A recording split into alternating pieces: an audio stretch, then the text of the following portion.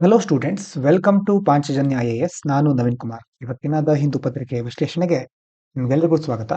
ಮೊದಲನೇ ವಿಷಯ, Nepal's president Ramachandra Paudel urged restraint and constitutional solutions as protest by the Gen Z movement continue, demanding reforms after the fall of the Oli government. ನೇಪಾಳದಲ್ಲಿ ಆಗ್ತಾ ಇರತಕ್ಕಂತಹ ಘರ್ಷಣೆ, ಪ್ರತಿಭಟನೆ ಬಗ್ಗೆ ನಾವು ನೋಡ್ತಾ ಇದ್ದೇವೆ. ಈಗ ಅದು ಮುಂದುವರಿತಾ ಇದೆ. ಇದನ್ನು ನೋಡಿಕೊಂಡು ಅಲ್ಲಿನ ರಾಷ್ಟ್ರಾಧ್ಯಕ್ಷರಾದ ರಾಮಚಂದ್ರ ಪೌಡೆಲ್ ಅವರು ಸಂಯಮದಿಂದ ಸಾಂವಿಧಾನಿಕ ಪರಿಹಾರಗಳನ್ನು ಉಪಯೋಗಿಸಿಕೊಂಡು ಬಿಕ್ಕಟ್ಟು ಬಗೆಹರಿಸಿಕೊಳ್ಳಿ ಅಂತ ಕರೆ ನೀಡಿದ್ದಾರೆ. ಹಿಂದಿನ ಓಲಿ ಸರ್ಕಾರ ಇತ್ತು, ಅದರ ಪತನದ ನಂತರ ಸುಧಾರಣೆಗಳಾಗಬೇಕು ಅಂತ ಯುವಕರು ಪ್ರತಿಭಟನೆ ನಡೆಸ್ತಾ ಇದ್ದಾರೆ. ಇನ್ನು ಕಾನ್ಸ್ಟಿಟ್ಯೂಷನಲ್ ಫ್ರೇಮ್ವರ್ಕ್ ಅಂತಂದ್ರೆ ಏನು? ಯಾವುದೇ ದೇಶ ಇರಬಹುದು. Constitutional framework means resolving political and social dispute within the limits of the constitution, ensuring legality, order and protection of democratic institutions. ಯಾವುದೇ ಒಂದು ರಾಜಕೀಯ ಮತ್ತೆ ಸಾಮಾಜಿಕ ವಿವಾದಗಳಾದಾಗ ಅದನ್ನ ಸಂವಿಧಾನದ ಒಂದು ಮಿತಿ ಒಳಗಡೆ, ಸಂವಿಧಾನ ಏನ್ ಹೇಳುತ್ತೆ ಆ ಮೌಲ್ಯಗಳಿಗೆ ಧಕ್ಕೆ ಬರದ ಇರೋ ರೀತಿ ಅದನ್ನ ಬಗೆಹರಿಸಿಕೊಳ್ಳೋದು. ಮುಖ್ಯವಾಗಿ ಕಾನೂನಿನ ಪಾಲನೆ ಆಗಬೇಕು, ಸುವ್ಯವಸ್ಥೆ ಅದರಲ್ಲಿ ಮುಂದುವರ್ಕೊಂಡಿರ್ಬೇಕು ಆ ಒಂದು ಸಮಾಜದಲ್ಲಿ, ಮತ್ತೆ ಪ್ರಜಾಪ್ರಭುತ್ವ ಬೇರೆ ಬೇರೆ ಸಂಸ್ಥೆಗಳಿರುತ್ತೆ, ಅದರ ರಕ್ಷಣೆ ಸಹ ಆಗ್ಬೇಕು. ಇನ್ನು ಇದಕ್ಕೆ ಸಂಬಂಧಪಟ್ಟ ಹಾಗೆ ಅಂತಂದ್ರೆ ಸಂವಿಧಾನಕ್ಕೆ ಸಂಬಂಧಪಟ್ಟ ಹಾಗೆ ನಮ್ಮ ದೇಶದಲ್ಲಿ ನೋಡಿ, chief justice of India BR Gavai said Supreme Court will not remain idle if any constitutional authority fails in its duty, stressing the court's role as custodian of the constitution. ಯಾವುದೇ ಸಾಂವಿಧಾನಿಕ ಸಂಸ್ಥೆ ಇರಬಹುದು, ಅದು ಒಂದು ವೇಳೆ ತನ್ನ ಕರ್ತವ್ಯ ನಿರ್ವಹಣೆಯಲ್ಲಿ ವಿಫಲ ಆಗ್ಬಿಟ್ರೆ ಸುಪ್ರೀಂ ಕೋರ್ಟ್ ನೋಡ್ಕೊಂಡು ಸುಮ್ಮನೆ ಇರೋದಿಲ್ಲ ಅಂತ ನಮ್ಮ ಮುಖ್ಯ ನ್ಯಾಯಮೂರ್ತಿಗಳಾದ BR ಗವಾಯ್ ಅವರು ಹೇಳಿದ್ದಾರೆ. ಅಂದ್ರೆ ಸುಪ್ರೀಂ ಕೋರ್ಟ್ ಅನ್ನೋದು ಸಂವಿಧಾನದ ಒಂದು ರಕ್ಷಕ ಅಂತ ಆ ಪಾತ್ರವನ್ನ ಒತ್ತಿ ಹೇಳಿದ್ದಾರೆ. ಸಪರೇಷನ್ ಆಫ್ ಪವರ್ಸ್ ಅಂತಂದ್ರೆ dividing authority among legislature, executive and judiciary. ಗೊತ್ತಿದೆ, ಶಾಸಕಾಂಗ, ಕಾರ್ಯಾಂಗ, ನ್ಯಾಯಾಂಗ ಅಂತ ಕರೀತೇವೆ. ಇದು ಮೂರರ ನಡುವೆ ಅಧಿಕಾರವನ್ನ ಸರಿಯಾದ ರೀತಿಯಲ್ಲಿ ಹಂಚೋದು. So that no organ becomes supreme and each check the others. ಅಂದ್ರೆ ಯಾವುದೇ ಒಂದು ಸಂಸ್ಥೆ ತಾನೇ ಎಲ್ಲ ತಂದ್ಬಿಟ್ರೆ ಬೇರೇನಿಲ್ಲ ಅನ್ನೋ ರೀತಿ ವರ್ತಿಸಬಾರದು. ಹಾಗಾಗಿ ಪ್ರತಿಯೊಂದು ಸಂಸ್ಥೆ ಇನ್ನೊಂದನ್ನ ನಿಯಂತ್ರಿಸ್ತಾ ಇರುತ್ತೆ. ಪರಸ್ಪರ ನಿಯಂತ್ರಣವನ್ನ ಸಾಧಿಸಲಿಕ್ಕೆ ಈ ಅಧಿಕಾರದ ಪ್ರತ್ಯೇಕತೆ ಸಹಾಯ ಮಾಡುತ್ತೆ. ಇನ್ನು BR ಗವಾಯ್ ಅವರು ಹೇಳಿದ ಹಾಗೆ ಕಸ್ಟೋಡಿಯನ್ ಆಫ್ ದಿ ಕಾನ್ಸ್ಟಿಟ್ಯೂಷನ್, ಸಂವಿಧಾನದ ರಕ್ಷಕ ಯಾವುದು? Supreme court. So supreme court is considered as the custodian of the constitution, ensuring that governance remains with in constitutional limits and rights are protected. Supreme court ಏನ್ ಮಾಡುತ್ತೆ ಅಂತಂದ್ರೆ ಆಡಳಿತ ಸಂವಿಧಾನದ ಮಿತಿಯಲ್ಲಿಯೇ ನಡೀತಾ ಇದೆಯಾ ಎನ್ನುವುದನ್ನ ಖಚಿತಪಡಿಸಿಕೊಳ್ಳೋದು, ಮತ್ತೆ ಜನರ ಹಕ್ಕುಗಳಿಗೆ ಯಾವುದೇ ಧಕ್ಕೆ ಬರಬಾರದು ಇದನ್ನ ನೋಡ್ಕೊಳ್ಳೋದು, ಜನರ ಹಕ್ಕುಗಳನ್ನ ರಕ್ಷಿಸೋದು ಸುಪ್ರೀಂ ಕೋರ್ಟ್ನ ಕರ್ತವ್ಯ ಅನ್ನುವುದು ಇದರ ಅಭಿಪ್ರಾಯ. ಇನ್ನು ministry of external affairs of India has urged Russia to immediately release Indian nationals who have been recruited to fight in the ongoing Russia Ukraine war and to stop any other further recruitment of Indians into the Russian army, following reports of Indian being misled into joining combat roles. Russia-Ukraine ಯುದ್ಧ ಆಗ್ತಿರೋದು ನಿಮ್ಗೆ ಗೊತ್ತಿದೆ. ಆ ಯುದ್ಧದಲ್ಲಿ ಹೋರಾಡ್ಲಿಕ್ಕೆ ಎಷ್ಟೋ ಜನ ಭಾರತೀಯ ಪ್ರಜೆಗಳಂತಂದ್ರೆ ಅಲ್ಲಿ ನೇಮಕ ಆಗಿರೋರು, ಅವರನ್ನ ಬಿಡುಗಡೆ ಮಾಡಬೇಕು ಅಂತ ಭಾರತದ ವಿದೇಶಾಂಗ ವ್ಯವಹಾರಗಳ ಸಚಿವಾಲಯ ಕೇಳ್ಕೊಳ್ತಾ ಇದೆ, ರಷ್ಯಾವನ್ನ ಒತ್ತಾಯಿಸ್ತಾ ಇದೆ. ಹೀಗಾಗಿ ಕೆಲವರನ್ನ ಯುದ್ಧದಲ್ಲಿ ಭಾಗವಹಿಸಲಿಕ್ಕೆ ದಾರಿ ತಪ್ಪಿಸಿ ಅವರನ್ನ ಸೇರಿಸಿಕೊಂಡಿದ್ದಾರೆ ಎನ್ನುವಂತ ವರದಿ ಬಂದಿದೆ. ಹೀಗಾಗಿ ನಮ್ಮ ಸಚಿವಾಲಯ ರಷ್ಯಾ ಸೇನೆಗೆ ಭಾರತೀಯರ ನೇಮಕಾತಿಯನ್ನ ತಡೀರಿ, ಹಾಗೆ ಮಾಡಬೇಡಿ ಅಂತ ಆಗ್ರಹಿಸ್ತಾ ಇದೆ. ಇನ್ನು ಇಂಟರ್ನ್ಯಾಷನಲ್ ಹ್ಯುಮ್ಯಾನಿಟೇರಿಯನ್ ಲಾ, ಅಂತಾರಾಷ್ಟ್ರೀಯ ಮಟ್ಟದಲ್ಲಿ ಮಾನವೀಯತೆಗೆ ಸಂಬಂಧಪಟ್ಟಂತ ಕಾನೂನು, ಅದಕ್ಕೆ also called law of armed conflict, ಅಂತಾರಾಷ್ಟ್ರೀಯ ಮಾನವೀಯ ಕಾನೂನು ಅಥವಾ ಯುದ್ಧದಕ್ಕೆ ಸಂಬಂಧಪಟ್ಟಂತ ಕಾನೂನು. ಏನ್ ಮಾಡುತ್ತೆ ಇದು?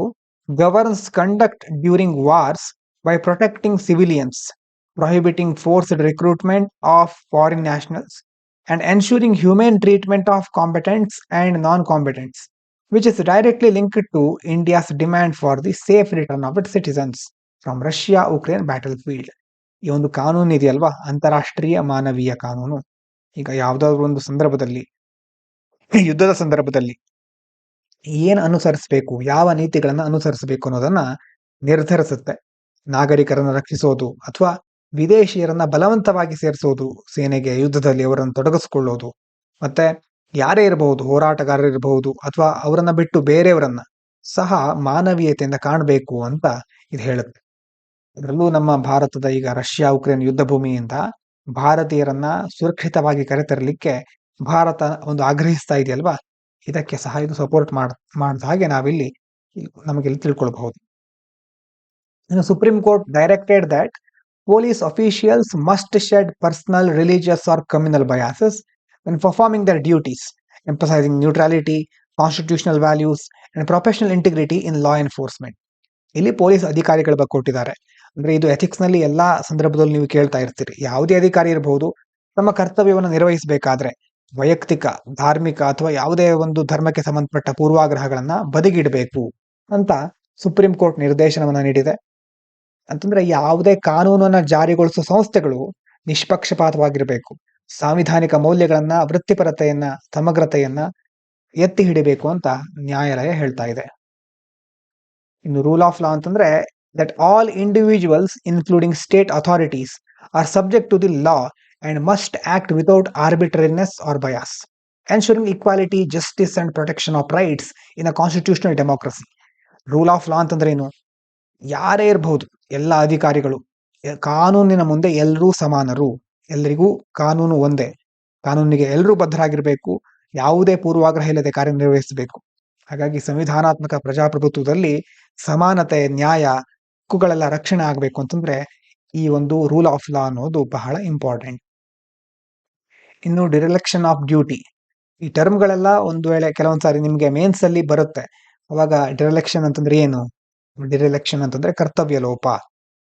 refers to the failure of public official, especially police or administrative officers, to perform their legally mandated responsibilities, which can attract judicial scrutiny and disciplinary action. ಯಾವುದೇ ಅಧಿಕಾರಿ ಅಥವಾ ಪೊಲೀಸರು, ಆಡಳಿತವನ್ನು ನಡೆಸುವವರು ತಮ್ಮ ಕಾನೂನುಬದ್ಧ ಜವಾಬ್ದಾರಿಗಳನ್ನ ನಿರ್ವಹಿಸುವಲ್ಲಿ ವಿಫಲರಾಗುವುದು, ಅದು ಕರ್ತವ್ಯ ಲೋಪ ಅಂತ ಕರೆಸಿಕೊಳ್ಳುತ್ತೆ. ಒಂದ್ ವೇಳೆ ಇದು ಕರ್ತವ್ಯ ಲೋಪ ಆದ್ರೆ ನ್ಯಾಯಾಂಗದ ತನಿಖೆ ಅಥವಾ ಅವ್ರ ಮೇಲೆ ಶಿಸ್ತು ಕ್ರಮಗಳನ್ನ ಕೈಗೊಳ್ಳಬಹುದು. ಇನ್ನು the automotive research association of India is working on blending isobutanol with diesel as an alternative after ethanol diesel blending failed, with Union Minister Nitin Gadkari emphasizing biofuel research to reduce fossil fuel dependence and import cost. ಮೊದಲು ನಾವೇನು try ಮಾಡಿದ್ವಿ, ಸ್ವಲ್ಪ ಹೊತ್ತಿನ ಅಥವಾ ಸ್ವಲ್ಪ ವರ್ಷಗಳಿಂದ ethanol ಮತ್ತೆ diesel ಅನ್ನ ಮಿಶ್ರಣ ಮಾಡಲಿಕ್ಕೆ ಟ್ರೈ ಮಾಡಿದ್ವಿ, ಆದರೆ ಅದು ವಿಫಲ ಆಯಿತು. ಈಗ ಮುಖ್ಯವಾಗಿ ಡೀಸೆಲ್ನ ಜೊತೆ ಐಸೋಬ್ಯೂಟನಾಲ್ ಅನ್ನ ಮಿಶ್ರಣ ಮಾಡುವ ಒಂದು ವ್ಯವಸ್ಥೆಯ ಬಗ್ಗೆ ಚಿಂತನೆ ಮಾಡ್ತಾ ಇದ್ದಾರೆ. ಮುಖ್ಯವಾಗಿ ಯಾಕೆ ಹೀಗೆ ಮಾಡ್ತಿದ್ದೇವೆ ಅಂತಂದ್ರೆ ಪಳೆಯುಳಿಕೆ ಇಂಧನಗಳ ಮೇಲಿನ ಅವಲಂಬನೆ, ಅದೇ ರೀತಿ ನಾವು ಕ್ರೂಡ್ ಆಯಿಲ್ ಇರಬಹುದು, ಯಾವುದೇ ಒಂದು ಇಂಧನಗಳನ್ನ ಬೇರೆ ದೇಶಗಳಿಂದ ತರಿಸ್ಕೊಳ್ತಾ ಇರ್ತೇವೆ, ಹಾಗಾಗಿ ಆಮದು ವೆಚ್ಚ ಸಹ ಇರುತ್ತೆ. ಆ ಆಮದು ವೆಚ್ಚವನ್ನ ಕಡಿಮೆ ಮಾಡಲಿಕ್ಕೆ ಜೈವಿಕ ಇಂಧನ ಸಂಶೋಧನೆಗೆ ಒತ್ತು ನೀಡಬೇಕು ಅಂತ ಕೇಂದ್ರ ಸಚಿವ ನಿತಿನ್ ಗಡ್ಕರಿ ಅವರು ಒತ್ತಿ ಹೇಳ್ತಾ ಇದ್ದಾರೆ. ಐಸೋಬ್ಯೂಟನಾಲ್ ಅನ್ನೋದು biofuel derived from renewable sources, ನವೀಕರಿಸಬಹುದಾದ ಮೂಲಗಳಿಂದ ಪಡೆಯುವಂತಹ ಜೈವಿಕ ಇಂಧನ, considered more compatible with diesel engines compared to ethanol, offering higher energy density, better blending stability, potential to reduce vehicular emission.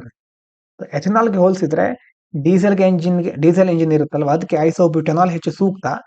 ಶಕ್ತಿ ಸಾಂದ್ರತೆ ಅಂತಂದ್ರೆ ಎನರ್ಜಿ ಡೆನ್ಸಿಟಿ ಜಾಸ್ತಿ ಇರುತ್ತೆ, ಒಂದೇ ಮಿಶ್ರಣವಾದ್ಮೇಲೆ ಸಹ ಸ್ಥಿರತೆ ಒಳ್ಳೇದಿರುತ್ತೆ, ಹಾಗಾಗಿ ವಾಹನಗಳ ಹೊಗೆ ಕಡಿಮೆ ಆಗುತ್ತೆ.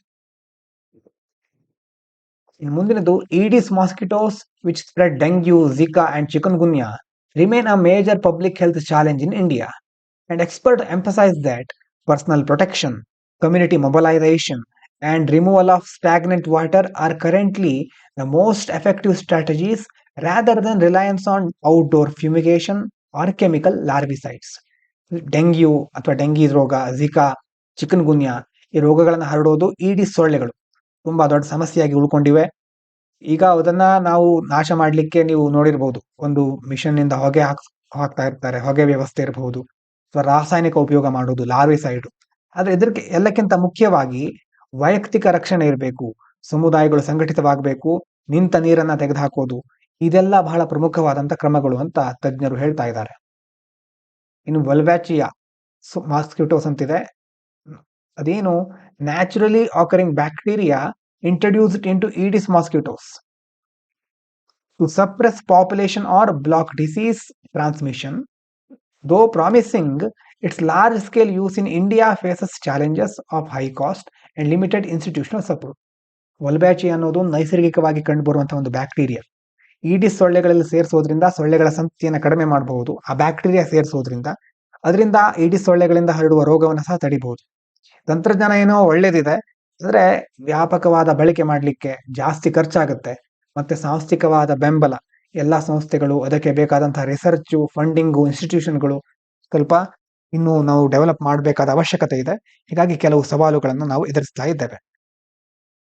ಇನ್ನು ಡಿಇಟಿ ಆರ್ ಅದರ್ ರೆಪೆಲೆಂಟ್ಸ್ ಅಂತಂದ್ರೆ ಬೇರೆ ಬೇರೆ ನಿವಾರಕಗಳು. ಇದು ಡಿಇಟಿ ಅಂತಂದ್ರೆ globally recommended gold standard insect repellent, ಜಾಗತಿಕವಾಗಿ ಶಿಫಾರಸು ಮಾಡಲ್ಪಟ್ಟಂತಹ ಒಂದು ಸೊಳ್ಳೆ ನಿವಾರಕ. ಇದು effective for about 6 hours at 20% concentration. ಒಂದು 20% ಕಾನ್ಸಂಟ್ರೇಷನ್ ಅಲ್ಲಿ ಒಂದು 6 ಗಂಟೆಗಳ ಕಾಲ ಪರಿಣಾಮಕಾರಿಯಾಗಿರುತ್ತೆ. ವೆಲ್ ಅಲ್ಟರ್ನೇಟಿವ್ಸ್ ಲೈಕ್ ಪಿಕಾರ್ಡಿನ್ ಅಂತಿದೆ, ಪ್ಯಾರಾಮಿಥನಾಲು, ಮಿಥನಾಲ್ ಡಿಯೋಲ್ ಅಂತ, ಅಂಡ್ ಅಂಡೆಕನಾನು, ಮತ್ತೆ IR3535 also WHO CDC approved. ಇದೆಲ್ಲದಕ್ಕೂ WHO CDC ಅಪ್ರೂವ್ ಮಾಡಿದೆ, but remain underutilised in India due to misinformation and poor availability. ಆದರೆ ನಮ್ಮ ದೇಶದಲ್ಲಿ ಅದನ್ನು ಯೂಸ್ ಮಾಡೋದ್ರ ಬಗ್ಗೆ ಕೆಲವು ತಪ್ಪು ಮಾಹಿತಿಗಳಿದೆ, ಅದರ ಜೊತೆ ಲಭ್ಯತೆ ಸಹ ಇಲ್ಲ. ಹಾಗಾಗಿ ಭಾರತದಲ್ಲಿ ಇವು ಹೆಚ್ಚು ಬಳಕೆಯಲ್ಲಿ ಇಲ್ಲ. ಇನ್ನು vultures play a vital role in public health by efficiently disposing of animals carcasses, preventing zoonotic disease, spillovers like anthrax, rabies, and botulism. However, India's vulture population has declined by over 95% since the 1990s due to diclofenac use, creating long-term risk for future pandemics. ಕಾಗೆಗಳು ಮತ್ತೆ ಇತರ ಪ್ರಾಣಿಗಳ ಶವಗಳನ್ನ ರಣಹದ್ದುಗಳು ಸ್ವಚ್ಛಗೊಳಿಸ್ಬಿಡುತ್ತವೆ. ನೋಡಿರಬಹುದು ನೀವು, ಅವರು ಬೇರೆ ಆ ರಣಹದ್ದುಗಳಿದ್ದಲ್ಲಿ ಸ್ವಲ್ಪ cleanliness ಇರುತ್ತೆ, ಮತ್ತೆ ಬೇರೆ ಬೇರೆ ಕಡೆ ಅವರು ತೆಗೆದುಕೊಂಡು ಹೋಗಿ ಅದನ್ನ ತಿನ್ನೋದೆಲ್ಲ ಮಾಡುತ್ತವೆ. ಈ ರಣಹದ್ದುಗಳು ಸ್ವಚ್ಛಗೊಳಿಸೋದ್ರಿಂದ ಅಂತ್ರಾಕ್ಸು, ರೇಬಿಸ್ ಮತ್ತೆ ಬಾಟುಲಿಸಮ್ಗಳಂತಹ ರೋಗಗಳು ಹರಡೋದು ಕಡಿಮೆ ಆಗುತ್ತೆ. ಆದ್ರೆ 1990s ಇಂದ ಡೈಕ್ಲೋಫೆನಾಕ್ ಅನ್ನುವಂತಹ ಒಂದು ರಾಸಾಯನಿಕದ ಬಳಕೆಯಿಂದ ರಣಹದ್ದುಗಳ ಸಂಖ್ಯೆ 95%ಗೂ ಕಡಿಮೆ ಆಗ್ತಾ ಇದೆ. ಅಂತಂದ್ರೆ ಈಗ ಹಸುಗಳಿರುತ್ತಲ್ವಾ, ಹಸುಗಳಿಗೆ ಕೊಡುವಂತ ಇಂಜೆಕ್ಷನ್ ಇರಬಹುದು, ಅದರಲ್ಲಿ ಕೊಡುವಂತ ಬೇರೆ ಬೇರೆ ಔಷಧಿಗಳಲ್ಲಿ ಡೈಕ್ಲೋಫೆನಾಕ್ ಇರುತ್ತೆ. ಆ ಹಸುಗಳ ಹೊಟ್ಟೆಯಲ್ಲಿ ಅದು ಜೀರ್ಣ ಆಗೋದಿಲ್ಲ. ಹಸು ಸತ್ತ ಮೇಲೆ ಆ ಡೈಕ್ಲೋಫೆನಾಕು ಸತ್ತು ಹೋದ ಹಸುವಿನ ಹೊಟ್ಟೆಲಿ ಇರುತ್ತೆ. ಈ ಸತ್ತು ಹೋದ ಹಸುವನ್ನ ಈ ರಣಹದ್ದುಗಳು ತಿನ್ನೋದ್ರಿಂದ ಆ ರಣಹದ್ದುಗಳು ನೇರವಾಗಿ ಡೈಕ್ಲೋಫೆನಾಕ್ನ ದಾಳಿಗೆ ಒಳಗಾಗುತ್ತವೆ. ಹಾಗಾಗಿ ಇಂಥ ಒಂದು ಫುಡ್ ಸರ್ಕ್ಯುಲೇಷನ್ ಸಿಸ್ಟಮ್ ಸಮಾಜದಲ್ಲಿ ಅಥವಾ ನಮ್ಮ ಪರಿಸರದಲ್ಲಿ ಆಹಾರ ಸರಪಳಿ ಫುಡ್ ಚೈನ್ ಇದೆಯಲ್ವಾ, ಹೀಗಾಗಿ ಇದೆಲ್ಲದರಿಂದ ಫೈನಲ್ ಆಗಿ ರಣಹದ್ದುಗಳು ಸಾಯ್ತಾ ಇವೆ. ಅವರ ಸಂಖ್ಯೆ ಕಡಿಮೆ ಆಗ್ತಾ ಇದೆ. ರಣಹದ್ದುಗಳ ಸಂಖ್ಯೆ ಕಡಿಮೆ ಆಗ್ತಿದೆ ಅಂತಂದ್ರೆ ಏನು, ಮುಂದಿನ ದಿನಗಳಲ್ಲಿ ಸಾಂಕ್ರಾಮಿಕ ರೋಗಗಳು ಜಾಸ್ತಿ ಆಗಬಹುದು.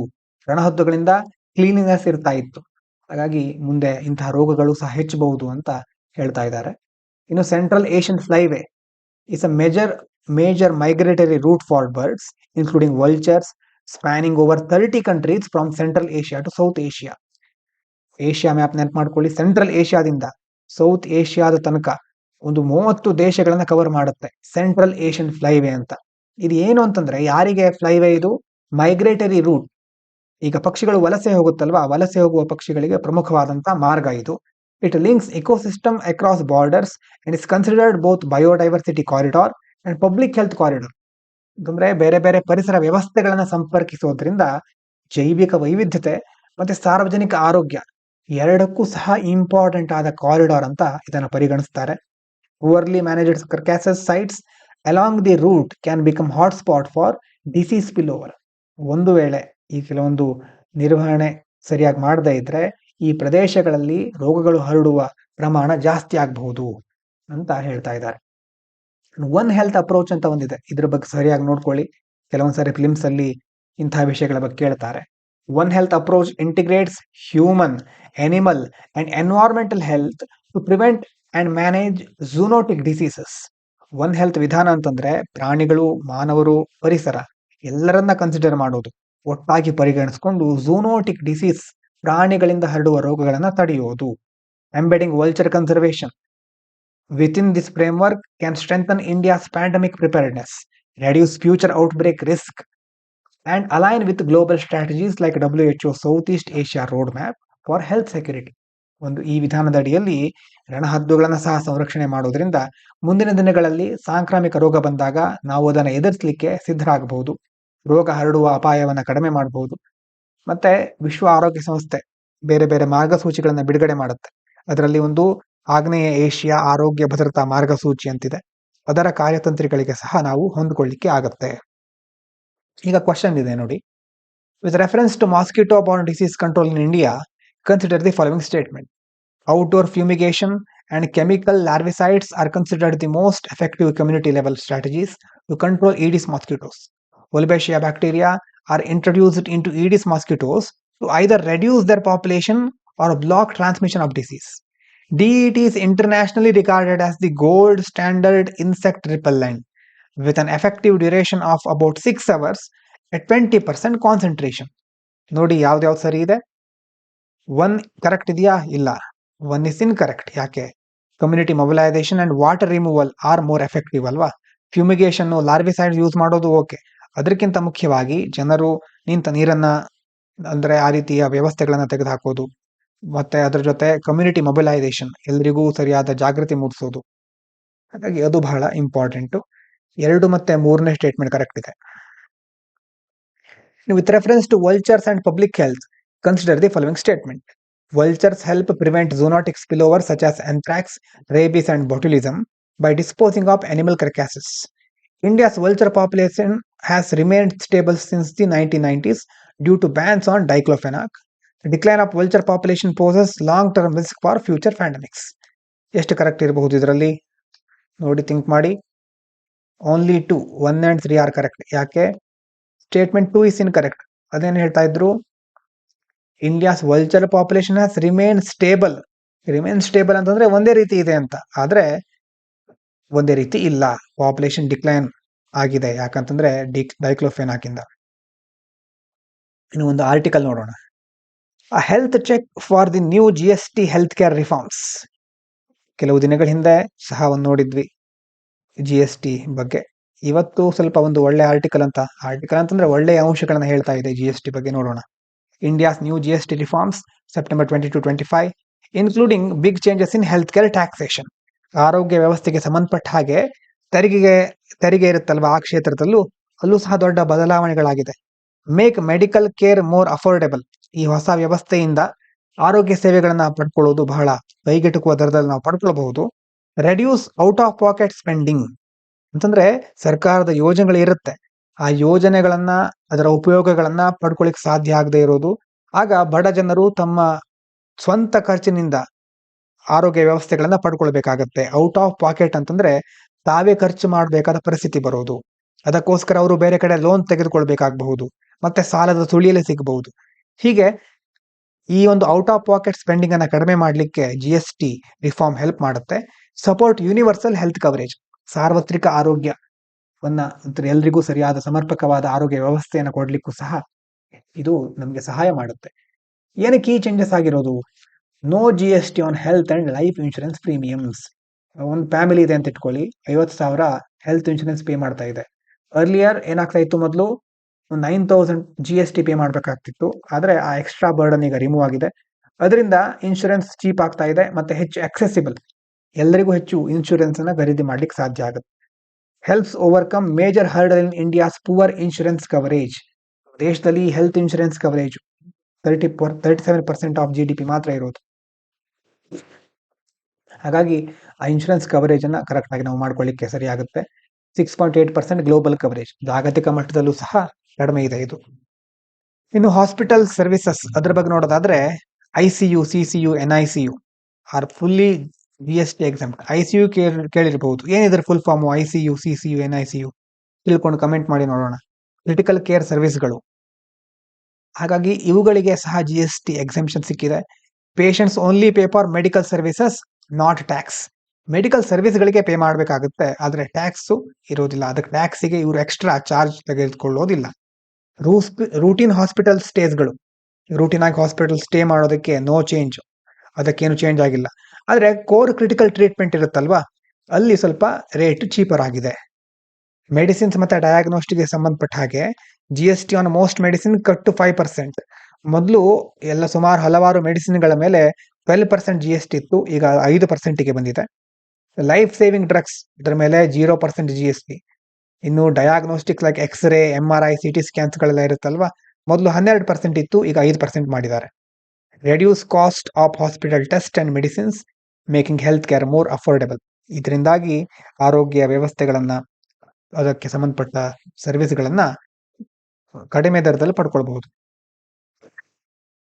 ಇನ್ನು preventive and lifestyle services. Preventive services still taxed. ಉದಾಹರಣೆಗೆ gyms, spa, yoga studio, saloon, cosmetic surgery, slimming services ಇದೆಲ್ಲ 18 to 28% ಇತ್ತು, ಈಗ ಅದಕ್ಕೆ ಟ್ಯಾಕ್ಸ್ ಇದೆ. ಹಾಗೆ cigarettes, tobacco still heavily tax, 28%ಗಿಂತ ಪ್ಲಸ್ ಸೆಸ್ ಅನ್ನ ಸಹ ಸೇರಿಸಿ ಜಾಸ್ತಿ ಮಾಡಿದ್ದಾರೆ ಅದಕ್ಕೆ. Unhealthy sugary drinks tax at the new highest slab of 40% GST. Consumption ಕಡಿಮೆ ಮಾಡಬೇಕು ಅಂತ, ಅದನ್ನ ಡಿಸ್ಕರೇಜ್ ಮಾಡಬೇಕು ಅಂತ 40% GST ಅಪ್ಲೈ ಆಗುತ್ತೆ ಇದಕ್ಕೆ. ಬಿಸ್ನೆಸ್ ಇಂಪ್ಯಾಕ್ಟ್ ಏನಾಗುತ್ತೆ? Pharma and medical equipment companies benefit lower taxes, easier compliance. ದೊಡ್ಡ ದೊಡ್ಡ ಕಂಪನಿಗಳಿಗೆ ಮೆಡಿಕಲ್ ಇಕ್ವಿಪ್ಮೆಂಟ್ ಎಲ್ಲ ಇರುತ್ತಲ್ವಾ, ಅಂತ ಕಂಪನಿಗಳಿಗೆ ಇದರಿಂದ ಬೆನಿಫಿಟ್ ಆಗುತ್ತೆ. ಟ್ಯಾಕ್ಸ್ ಲೋ ಮಾಡೋದ್ರಿಂದ ಆ ಒಂದು ವಸ್ತುಗಳ ಬೆಲೆ ಸಹ ಕಡಿಮೆ ಆಗುತ್ತೆ, ಸೇಲ್ ಜಾಸ್ತಿ ಆಗ್ಬಹುದು. ಮತ್ತೆ ಇಂತಹ ಲಾಗಳಿಗೆ, ರೂಲ್ಸ್ಗಳಿಗೆ ಈಸಿಯಾಗಿ ಅವರು ತಮ್ಮನ್ನು ತಾವು ರೂಪಿಸ್ಕೊಳ್ಬಹುದು, ಅಳವಡಿಸ್ಕೊಳ್ಬಹುದು. Insurance penetration expected to rise. Insurance ಖರೀದಿ ಮಾಡುವವರು, ಪ್ರೀಮಿಯಂ ಅಥವಾ ಯಾವುದೇ ಪ್ಲಾನ್ ಅನ್ನು ಖರೀದಿ ಮಾಡುವವರ ಸಂಖ್ಯೆಯಲ್ಲಿ ಸಹ ಏರಿಕೆ ಆಗಬಹುದು. Hospital, labs, pharmacies see smoother functioning with reduce tax burden. Tax burden ಕಡಿಮೆ ಆಗಿರೋದ್ರಿಂದ ಹಾಸ್ಪಿಟಲ್, ಲ್ಯಾಬ್, ಫಾರ್ಮಸಿ, ಬೇರೆ ಬೇರೆ ಒಂದು ವ್ಯವಸ್ಥೆ ಇನ್ನೂ ಚೆನ್ನಾಗಿ ಕಾರ್ಯನಿರ್ವಹಿಸಬಹುದು. ಆದರೆ ಚಾಲೆಂಜಸ್ ಇದೆ. Still gaps in preventive health care affordability. Preventive health care ಅಂತಂದ್ರೆ ರೋಗ ಬಂದ ಮೇಲೆ ಹಾಸ್ಪಿಟಲ್ಗೆ ಹೋಗೋದಲ್ಲ, ಮುಂಜಾಗ್ರತಾ ಕ್ರಮಗಳನ್ನು ಕೈಗೊಳ್ಳುವುದು.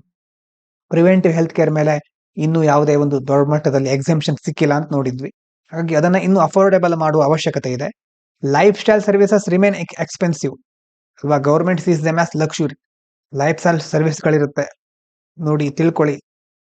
ಇದನ್ನ ಸಹ ಏನು ಅಂತ ಕಮೆಂಟ್ ಮಾಡಿ. ಲೈಫ್ ಸ್ಟೈಲ್ ಸರ್ವಿಸ್ಗಳಂತಂದ್ರೆ ಏನು, ಯಾವುದು ಉದಾಹರಣೆ ಅದಕ್ಕೆ ಹೇಳಿ, ನೋಡಿ, ಚೆಕ್ ಮಾಡಿ. ಆ ಲೈಫ್ ಸ್ಟೈಲ್ ಸರ್ವಿಸ್ಗಳು ಎಕ್ಸ್ಪೆನ್ಸಿವ್ ಆಗೇ ಇದೆ. ಇನ್ನು implementation will depend on hospitals passing benefits to patients ಅಲ್ವಾ. ಏನೋ ರೂಲ್ಸ್ ಇದ್ರೆ ಸಾಕಾಗೋದಿಲ್ಲ, ಹೇಗೆ ಇಂಪ್ಲಿಮೆಂಟ್ ಮಾಡ್ತಾರೆ ಅನ್ನೋದು ಮುಖ್ಯ. ಅದೇ ರೀತಿ ಇಲ್ಲೂ ಸಹ ಎಕ್ಸೆಂಪ್ಷನ್ ಏನೋ ಇದೆ, ಹಾಸ್ಪಿಟಲ್ಗಳು ಹೇಗೆ ಅದನ್ನ ಉಪಯೋಗಿಸ್ಕೊಳ್ತಾ ಇವೆ ಅನ್ನೋದ್ರ ಮೇಲೆ ಇದರ ಯಶಸ್ಸು ಅಥವಾ ರೈತರ ಯಾರಿಗೆ ಇರಬಹುದು, ಹಳ್ಳಿಗರಿಗೆ ಅಥವಾ ಬಡ ಜನರಿಗೆ ಇದರ ಉಪಯೋಗ ಎಷ್ಟು ಸಿಗುತ್ತೆ ಅನ್ನೋದು ಡಿಸೈಡ್ ಆಗುತ್ತೆ. GST health care reforms reduce cost for insurance, hospital care, medicine, diagnostics, making health care more affordable, accessible. ಗೊತ್ತಿದೆ ನಿಮಗೆ, ಹೆಚ್ಚು ಅಫೋರ್ಡೆಬಲ್ ಆಗ್ತಾ ಇದೆ, ಎಕ್ಸೆಸಿಬಲ್ ಸಹ ಆಗ್ತಾ ಇದೆ. However, preventive services remain costly, so India must ensure reforms truly support universal health coverage. ಎಲ್ರಿಗೂ ಸಹ ಸರಿಯಾದ, ಸಾರ್ವತ್ರಿಕವಾದ, ಸಮರ್ಪಕವಾದ ಆರೋಗ್ಯ ವ್ಯವಸ್ಥೆಯ ಸೌಲಭ್ಯಗಳು ಸಿಗಬೇಕು. ಹಾಗಾಗಿ ಭಾರತ ಏನ್ ಮಾಡಬೇಕು, ಎಲ್ಲಾ ಆಯಾಮಗಳನ್ನ ಕನ್ಸಿಡರ್ ಮಾಡಿ, ಅದನ್ನ ಪರಿಗಣಿಸಿ ಸರಿಯಾದ ಕ್ರಮಗಳನ್ನ ಕೈಗೊಳ್ಳಬೇಕು ಅಂತ ಇಲ್ಲಿ ಹೇಳ್ತಾ ಇದ್ದಾರೆ. ಇವಿಷ್ಟು ಇವತ್ತಿನ ಮುಖ್ಯವಾದ ವಿಚಾರಗಳು. ಎಲ್ರಿಗೂ ಧನ್ಯವಾದಗಳು. ಇದು ಪಾಂಚಜನ್ಯ IAS.